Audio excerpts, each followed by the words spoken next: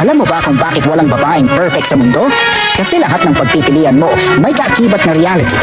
Kapag pinili mo ang working woman, tanggapin mo na hindi niya mababantayan ang bahay ng full time. Kapag housewife naman ang partner mo, tanggapin mo na hindi siya kikita ng pera. Kung ang type mo ay submissive, expect mo na siya ay aasa lang sa'yo. Pero kung matapang at brave woman naman ang pinili mo, kasama niya ng pagiging strong-willed at opinionated at hindi magpapatalo. Kung kagandahan naman ang hinabol mo, tanggapin mo na mabubutas ang bulsa mo diyan dahil magastos ang beauty maintenance. At kung great woman naman ang pinili mo, asahan mo na may tibay, tapang at minsan pagiging firm at bibihira lang maglambing niya. Kaya kung iisipin mo, wala talagang babae na makukuha mo ng buo ang lahat ng nasa checklist mo.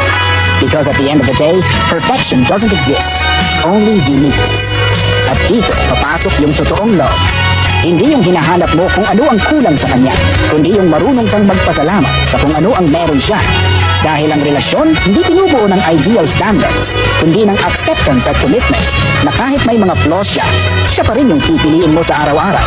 Kaya tandaan mo ito, ang tunay na halaga ng babae ay hindi sa pagiging perfect, kundi sa pagiging authentic. And that's the real beauty.